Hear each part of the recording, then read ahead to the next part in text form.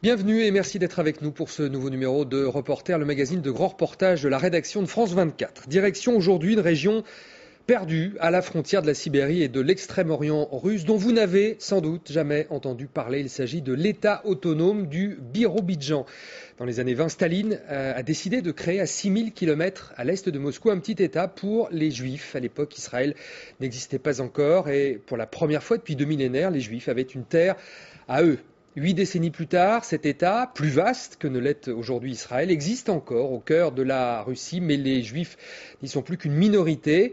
Une équipe de France 24 est allée voir aux confins de la Sibérie à quoi ressemble le Birobidjan et ses habitants. C'est un reportage de Stanislas de Saint-Hippolyte et Johan Baudin. Le transsibérien, un des trains les plus célèbres au monde. 9000 km de voies ferrées qui traverse le continent d'ouest en est, de Moscou jusqu'au Pacifique. Pour les usagers, le train n'a rien d'un mythe, la ligne est simplement le cordon qui les rattache au monde. Olga Friedman revient d'une formation de coiffure à Vladivostok. Il y a plus de 50 ans, sa grand-mère a pris ce même train. Elle fuyait le nazisme. À l'autre bout de la Russie, lui disait-on, existait une terre d'accueil pour les Juifs, le Birobidjan.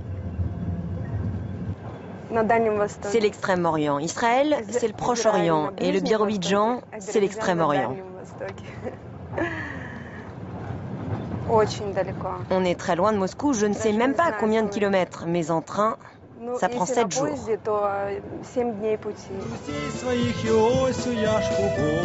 3 générations plus tard, la famille Friedman a fait souche dans ce petit État lointain, l'État autonome juif du Birobidjan. Une petite station sur le transsibérien, 200 000 habitants à peine dans l'État, 80 000 dans la capitale, Birobidjan. En russe ou en caractère hébraïque, la culture juive ici est partout. Voici l'écrivain Shalom Aleichem. Dans les kiosques, les gens achètent le Birobidjan Stern. Le journal local est en russe et en yiddish. La création de l'État remonte aux années 20. Israël n'existe pas encore, les Juifs du RSS veulent un État. Staline accepte, mais les relègue aux confins de l'Empire. Une terre vierge d'habitants, inhospitalière, où l'hiver est très rude et l'été infesté de moustiques. Voici le gouvernement de la région. L'État est un sujet à part entière de la Fédération de Russie, avec sa propre assemblée. C'est le seul endroit en Russie où tous les documents officiels sont traduits en yiddish. Ici, les Juifs ne sont pas la majorité. Mais comme on dit en plaisantant, tu as le droit de ne pas être juif, mais il faut vivre comme un juif. Valéry Salomonovitch Gourievitch est membre du gouvernement. Il est juif comme beaucoup de ses collègues, mais c'est un hasard. La constitution locale n'exige aucune appartenance religieuse. Il fait moins 20 degrés, la rivière Biro qui coupe la ville est une vaste étendue de glace. Pourtant, ce n'est pas à cause du climat que beaucoup de juifs ont quitté la région. De 30 000 au plus fort de leur histoire, ils ne sont plus que 4 à 6 000. La mère de Valéry Gourievitch, par exemple, vit en Israël. L'émigration, c'est une question qui a surtout été importante au début des années 90, vers Israël, un peu en Allemagne et aux États-Unis. C'était lié aux conditions économiques difficiles. Beaucoup de gens au chômage, beaucoup de sites de production s'étaient arrêtés et les gens sont partis chercher une vie meilleure. Mais aujourd'hui, c'est la 4e année de suite que l'on a plus de retours d'immigrés au Birobidjan que de départs.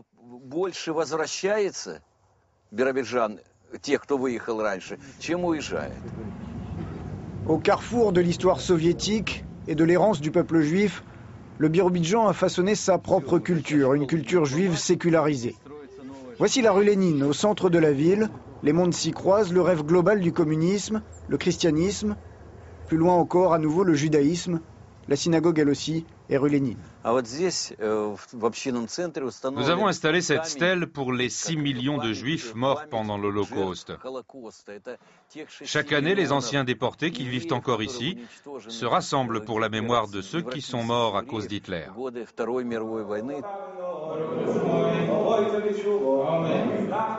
La synagogue principale de Birobidjan a été construite il y a 3 ans à peine. La ville venait alors d'accueillir un nouveau rabbin venu d'Israël, le premier rabbin depuis des décennies. À son arrivée, le choc a été dur. Après 70 ans d'athéisme soviétique, plus personne ne connaissait les prières.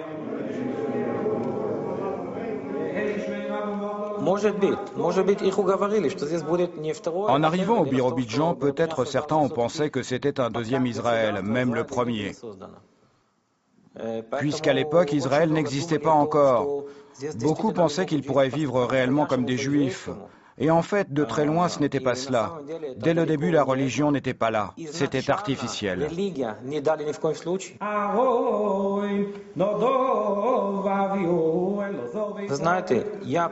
Vous savez, je connais bien le personnage de Staline. Personne ne me fera croire qu'il voulait faire quelque chose de bien pour les Juifs.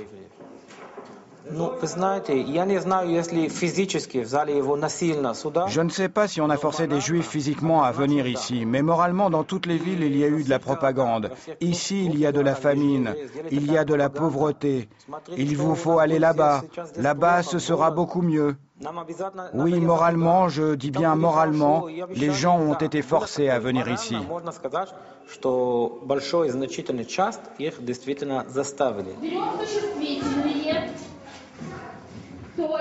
Dans les bâtiments de la synagogue, plusieurs générations se croisent.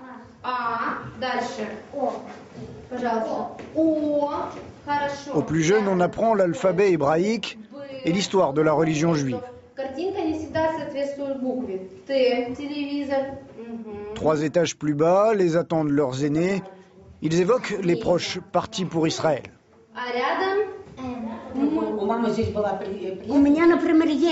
Moi, par exemple, j'en ai de la famille en Israël. Des neveux. Beaucoup. Moi,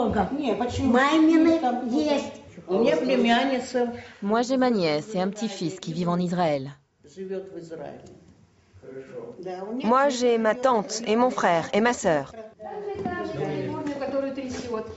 Bonjour à tous. Ça va bien? Parmi les plus âgés, peu savent encore s'exprimer en yiddish. Mais le sentiment d'être juif, même sans être religieux, est très fort.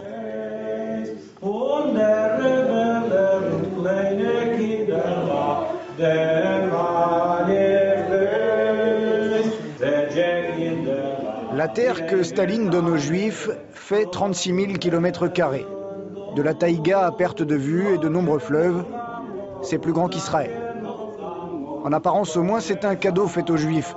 Mais peut-être Staline cherche-t-il à éloigner les indésirables de Moscou. Valgeim, petit village à quelques kilomètres de Birobidjan. En yiddish, cela signifie la maison dans les bois. Autrefois un kolkhoz florissant. Bonjour, Ziama Mikhailovitch. Vous n'êtes pas trop congelé? Non, ça va. Quelques-uns des premiers colons sont venus s'installer ici. Comme les anciens kibbutzim d'Israël, ils ont défriché la terre de leurs mains. J'avais 8 ans à l'époque. C'était en 1929. Ici, il n'y avait que de la taïga. Il n'y avait rien.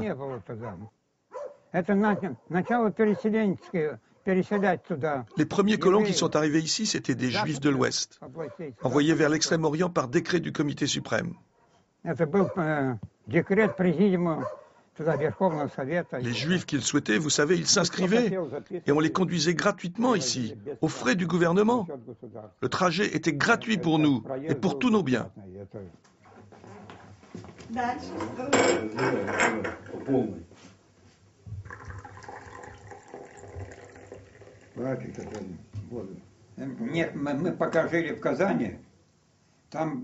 Avant de venir ici, quand on était à Kazan, mais oui, on observait les traditions religieuses.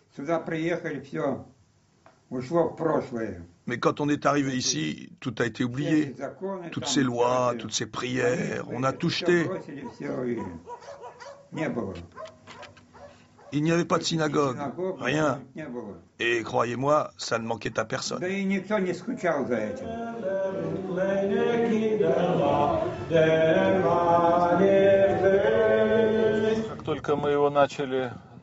Quand j'ai commencé à faire construire cet immeuble, j'ai fait passer des publicités. En quelques mois, la moitié des appartements étaient vendus. À la fin de l'année, il n'en restait plus un. Et il reste encore 6 mois de chantier. Le Birobidjan, comme sa capitale, ne sont pas passés à côté du boom économique russe. La région, qui aurait pu rester figée dans un folklore juif, semble se développer à grands pas. Si vous regardez, il y a beaucoup de chantiers. La ville se construit. Oui, les gens ont de l'argent. Yossif Brenner est un entrepreneur qui a fait fortune quand le régime s'est converti au capitalisme. Il est juif lui aussi. J'ai fait dessiner ce chandelier à 7 branches. Ici, ça plaît à tout le monde. Le businessman a racheté une usine à l'abandon. Il produit désormais du plastique, du métal et construit des maisonnettes de chantier. Yossif Brenner a plus d'une centaine de salariés sous ses ordres.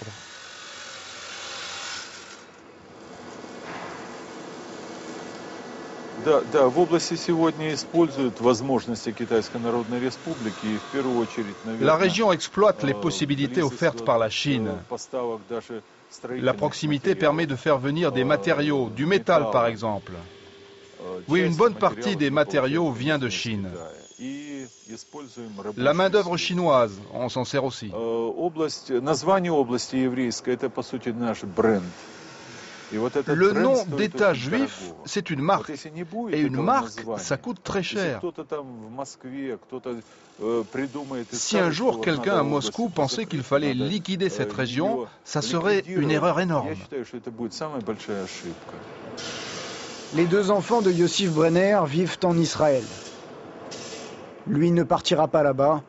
Il croit en l'avenir de sa région. La nouvelle ère de liberté spirituelle n'a pas profité qu'aux Juifs.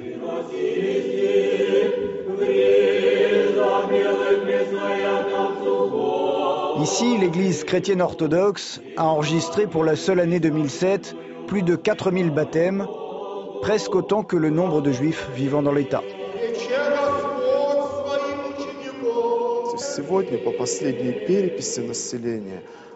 Aujourd'hui, dans notre région, d'après le dernier recensement, les Juifs représentent un peu moins de 2% de la population totale. Bien sûr, c'est très peu. Mais la région a cette histoire juive. La culture est très profondément enracinée. Il faut dire cependant que les Juifs se sont fortement assimilés aux Russes. Beaucoup d'habitants de chez nous ont leurs parents en Israël. Eh bien, il n'est pas rare que certains de nos paroissiens viennent me demander une bénédiction avant leur voyage en Israël. Les liens forts avec Israël, l'absence d'antisémitisme, chose rare en Russie, font du Birobidjan un lieu à part.